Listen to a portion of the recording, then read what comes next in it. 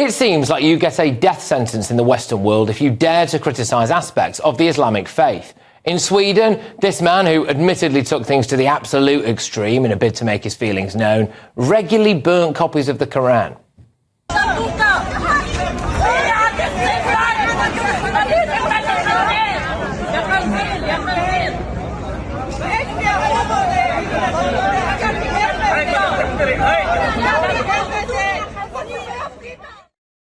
'Last night, he was shot dead in his apartment. Now, I don't condone setting fire to copies of the Quran, and I absolutely see how that could cause anger. But just think about this. If somebody set fire to a copy of the Bible or the Torah, would they be shot dead in their own home?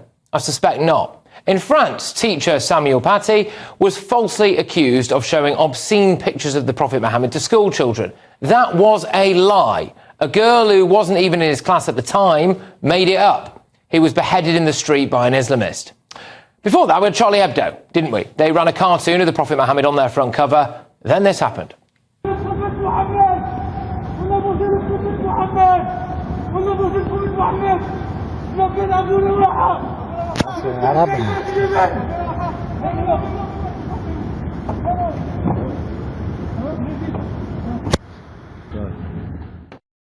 Twelve people were killed because of that front cover. We all know about the Batley Grammar School incident where a teacher remains in police hiding with his family after allegedly showing a picture of the Prophet to some kids, and people gathered outside the school gates calling for his blood. There was a mob outside that school for days.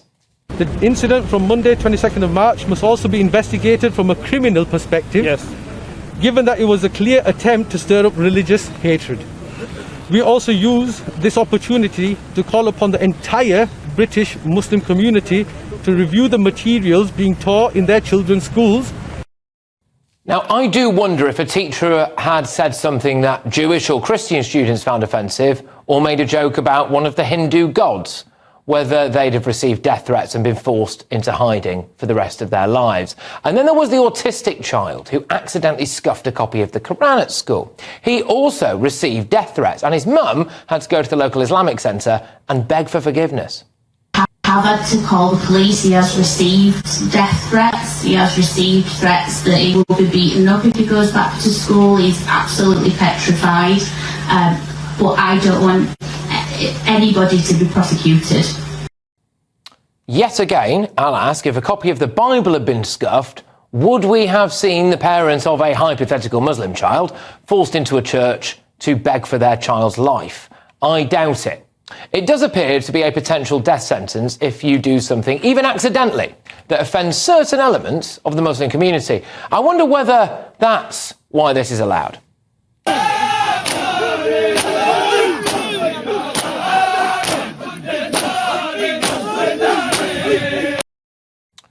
Or even why this is allowed.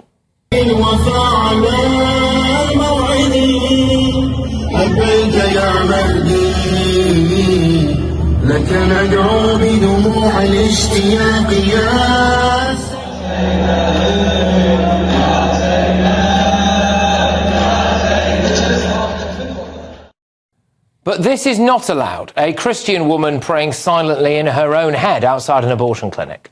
That's what you stood for. Is you standing to be part of the protest? No, I'm not protesting. Are you praying? I might be praying in my head. So I'll ask you once more, will you voluntarily come with us now to the police station for me to ask you some questions about today and other days where there are allegations that you've broken public space in particular? If I've got a choice, then no. I wonder if that fear of being put on some kind of hit list is why police seem to bend over backwards to please some aspects of the Muslim community. Salam alaikum. There is one tier of policing that implies to all of us, and that means that we police without fear or favour. Shukran. Would police ever ask for permission from the elders to address a Christian audience, as indeed another police officer did at that time as well? Again, I doubt it.